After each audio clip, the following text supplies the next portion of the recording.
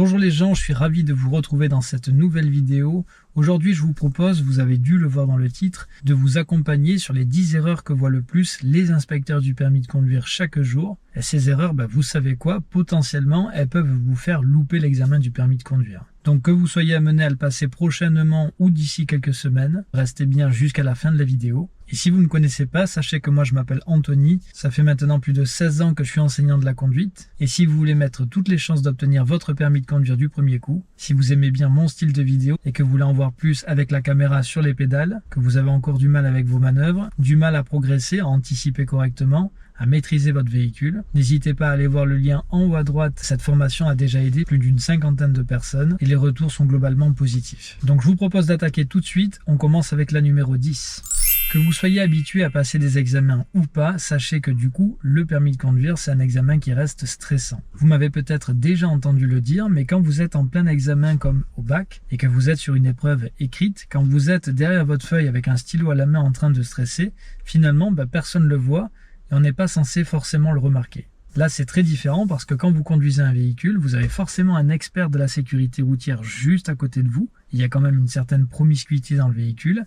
Et puis juste derrière vous, enfin derrière l'inspecteur pour être précis, vous avez la plupart du temps un formateur en sécurité routière. La plupart du temps, c'est d'ailleurs votre moniteur. Donc il vous connaît bien, il connaît bien aussi l'examinateur, il sait exactement ce qui risque de vous éliminer ou pas, et là on est forcément dans une situation beaucoup plus stressante, et dès que vous allez faire quelque chose de bien ou pas bien, finalement, ça va se voir tout de suite. Maintenant, j'aimerais vraiment attirer votre attention sur le fait que vous allez probablement faire des erreurs le jour du permis de conduire, mais un inspecteur est assez expérimenté pour dissocier le stress et les erreurs habituelles, la non-maîtrise. C'est-à-dire que si vous venez de caler parce que vous êtes sur un démarrage en côte et que vous avez stressé, lui, il va le percevoir très vite.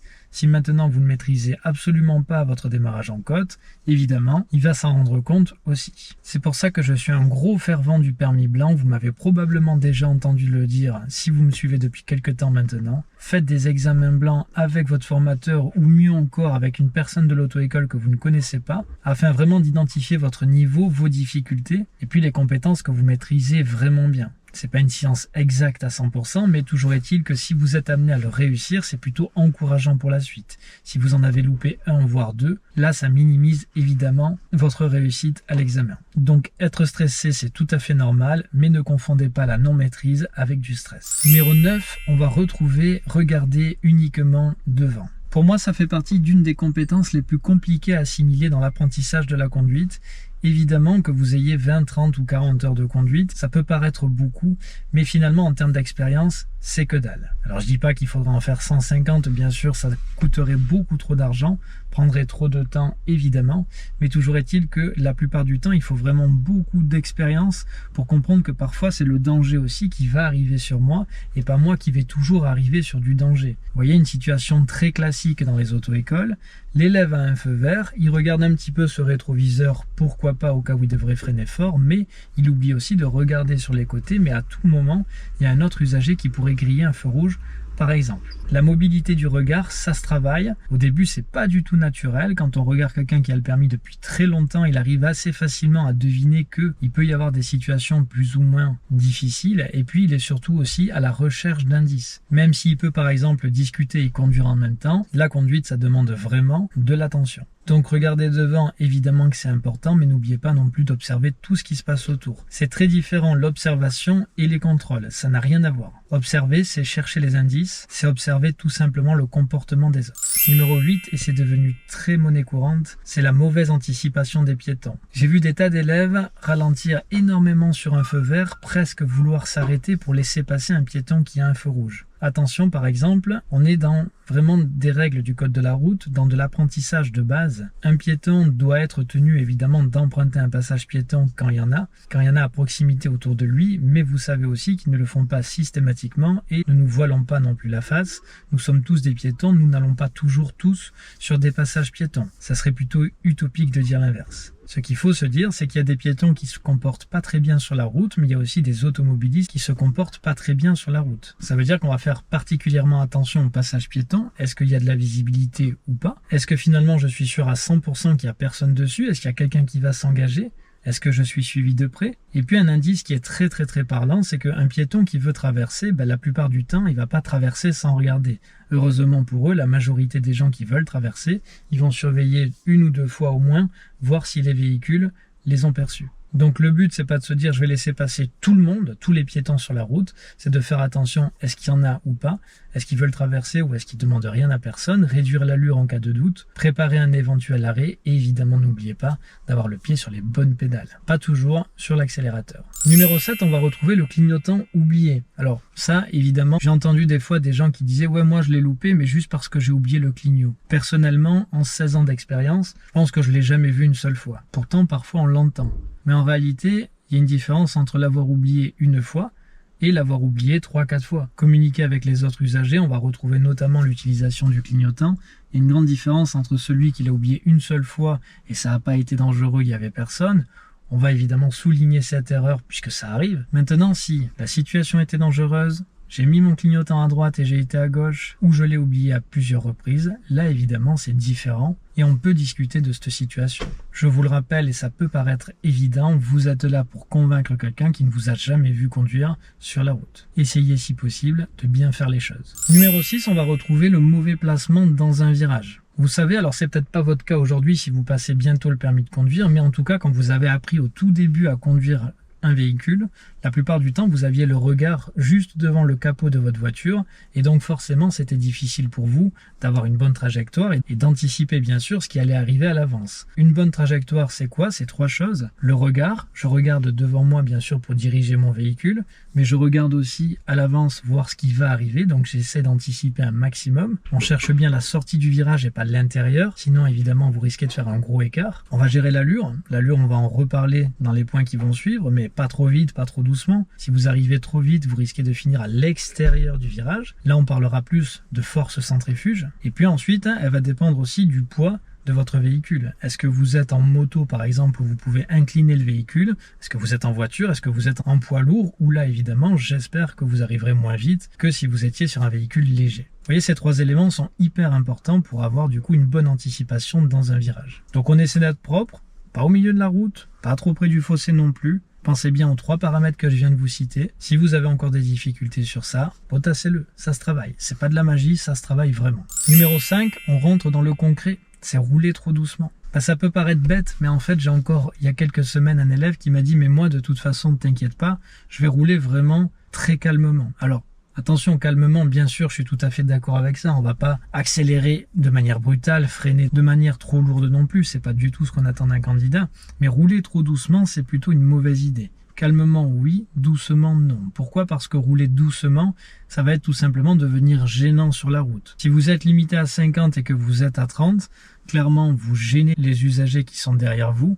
Vous n'allez pas convaincre l'inspecteur du permis de conduire que vous êtes à l'aise avec votre voiture, votre mécanique, puisque vous restez en plus probablement en 2e au lieu d'aller chercher la 3e. C'est pas très convaincant. Et puis franchement, c'est pas très représentatif de ce que vous allez faire plus tard. Quand vous allez aller au travail avec votre voiture, vous n'allez pas rouler à 30 si c'est 50. Et que vous avez bien sûr la possibilité de rouler à 50. Donc c'est la même chose, trouvez un juste milieu, mais ne vous traînez pas. Durant ma carrière, ça m'est arrivé à plusieurs reprises d'avoir des élèves qui faisaient absolument pas ce qu'ils avaient l'habitude de faire avec moi en leçon de conduite. On avait fait des examens blancs, ça s'était bien passé, ils l'avaient fait, je leur avais dit voilà, surtout ne change rien, mais à trop vouloir bien faire des fois, on s'en mêle un petit peu les pinceaux. Et c'est vrai que si je suis pas démonstratif dans ce que je fais le jour de l'examen, si jamais je change quelque chose, c'est pas forcément bon signe. Si vous faites mieux, évidemment, tant mieux. Si vous faites moins bien, c'est pas forcément une très bonne idée. Et puis entre nous, les inspecteurs sont pas dupes, ils voient 12-13 élèves par jour, ils vont vite voir si vous essayez de les prendre pour des jambons,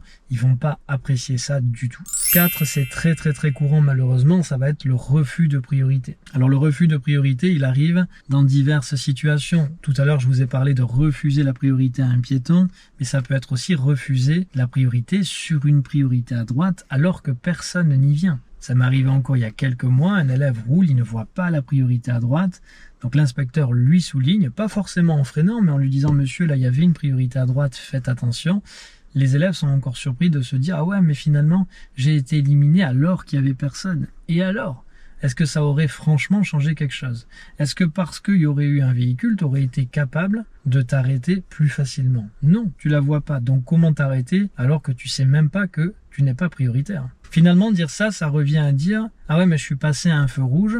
Alors qu'à droite, il n'y avait personne. Même s'ils avaient le feu vert, ben non, ça aurait pas de sens dit comme ça. Donc bataillez pas, vous ne voyez pas une priorité à droite, la plupart du temps, vous ne pouvez pas avoir votre examen. Donc pour comment éviter de refuser la priorité, tout simplement en connaissant plutôt bien les règles de circulation. Allez, on rentre dans le top 3. Numéro 3, ça va être d'hésiter à un stop. Vous savez, il n'y a rien de pire au début où on apprend à conduire, on est arrêté sur un stop, il y a un véhicule qui arrive, et là on se dit mais j'ai le temps ou j'ai pas le temps? Moi, j'ai envie de vous dire de manière très personnelle, déjà, si vous hésitez, 9 fois sur 10, c'est que c'est pas la bonne décision. Si vous hésitez, n'y allez pas. Maintenant, il y a des stratégies, évidemment, pour savoir est-ce qu'on a le temps d'y aller ou pas. Peut-être que vous en connaissez quelques-unes, mais l'idée, c'est pas non plus de se dire, tiens, je vais y aller quand il y aura personne. Parce que si par exemple il est 14 h, vous êtes en plein examen sur une route qui est énormément fréquentée, il va peut-être falloir à un moment donné aussi prendre une décision, si possible la bonne. Vous pouvez pas gêner la circulation, mais vous pouvez pas non plus attendre 20 minutes qu'il y a personne. S'il y a du monde, il y a du monde, c'est certain. N'oubliez pas non plus que quand vous êtes arrêté, j'ai une situation très précise dans ma tête, une route sur mon centre d'examen, là pas loin de chez moi, que les inspecteurs prennent régulièrement. La route est limitée à 70 km/h. Donc les élèves démarrent à 0 km/h puisqu'ils se sont arrêtés au stop, ils doivent relancer, mais ils doivent surtout dégager l'intersection. Quand il y a des voitures qui arrivent et qu'elles arrivent vraiment à 70 km/h, il faudrait avoir moins de 10 secondes, de 10-15 secondes pour pouvoir remonter à 70 km/h. Si vous prenez votre temps, première, deuxième, troisième, quatrième, derrière ça arrive. Donc si vraiment vous vous engagez, il faut bien dégager les intersections. Donc hésiter, c'est tout à fait normal. Maintenant, il faut être bon dans sa prise de décision. Numéro 2, c'est la mauvaise allure. Tout à l'heure, je vous ai dit que parfois ça arrivait qu'on roule trop doucement. Maintenant, il faut un juste milieu entre trop doucement et trop vite. Je ne vais pas vous faire un cours sur le code de la route, mais vous avez le facteur numéro 1 d'accident sur les routes de France, c'est la vitesse excessive. Vous savez, parfois c'est limité à 80 km/h, mais vous ne pouvez pas rouler à 80 km/h. Pourquoi? Chaussée dégradée, virage dangereux, rétrécissement de la chaussée. En ville, c'est la même chose. Je suis limité à 50 et pourtant, des fois, je vais avoir les passages étroits avec les flèches rouges, les flèches blanches. Je vais avoir, par exemple, les passages à niveau, les sens giratoires. Tout ça fait qu'à un moment donné, ma vitesse doit être adaptée à la situation et à la visibilité. Ça veut dire qu'un inspecteur va me le dire au début dans ses consignes d'examen. Monsieur, mademoiselle, roulez dès que c'est possible à la vitesse maximale autorisée.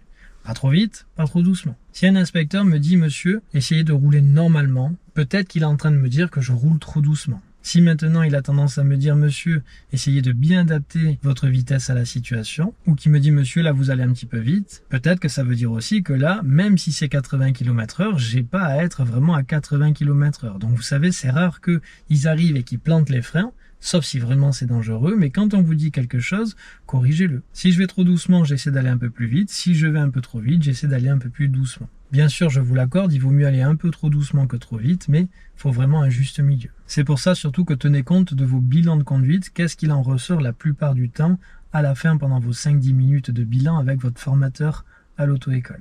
Et puis numéro 1, ça va être d'oublier les contrôles. Donc je vois beaucoup de parodies en ce moment sur les réseaux sociaux avec les contrôles. Bien sûr, il ne faut pas les exagérer, mais il ne faut pas les oublier non plus. C'est-à-dire qu'en fait, il y a une grande différence entre faire ça avec ses yeux. Vous voyez là, pourtant je contrôle. Hop, à gauche, hop, à droite, là je contrôle. Mais je contrôle quoi finalement? Je contrôle pas grand-chose parce que quand je fais ça, j'ai qu'un œil sur ce rétroviseur. Si je mets mes deux yeux dedans, ça sera beaucoup plus précis. Contrôler surtout avec le nez, ça veut dire qu'en fait, allez vraiment chercher les informations, que ce soit dans vos rétroviseurs et dans vos angles morts quand ça va être possible. On n'est pas là à exagérer, à bouger en fait tout le buste, c'est pas du tout ça, mais essayez quand même d'aller vraiment chercher les situations en les comprenant. Encore une fois, c'est la même chose. Si on me dit, monsieur, contrôlez davantage votre rétro intérieur, à voir si j'ai envie de le corriger ou pas. Mais si je suis là, c'est peut-être aussi à un moment donné que j'ai investi du temps, de l'argent, et puis accessoirement que j'ai envie de réussir mon examen. Il y a quelques semaines, on a reproché à un élève que finalement il contrôlait beaucoup trop ses angles morts. Effectivement, avant de changer de voie, il a contrôlé 3 fois sur la droite, c'est beaucoup trop. On va contrôler peut-être à la limite 2 fois ce rétro, 1 fois l'angle mort, mais ça sera largement suffisant. N'oubliez pas non plus que à trop vouloir vérifier ce qui se passe derrière, on pourrait en oublier potentiellement ce qui se passe devant. Voilà les 10 erreurs qui ressortent le plus tous les jours auprès des inspecteurs du permis de conduire. Dites-moi dans les commentaires d'ailleurs selon vous, quelle est l'erreur ou quelles sont les erreurs qui ressortent le plus dans votre conduite à vous. On se revoit les gens bientôt dans une prochaine vidéo. À plus.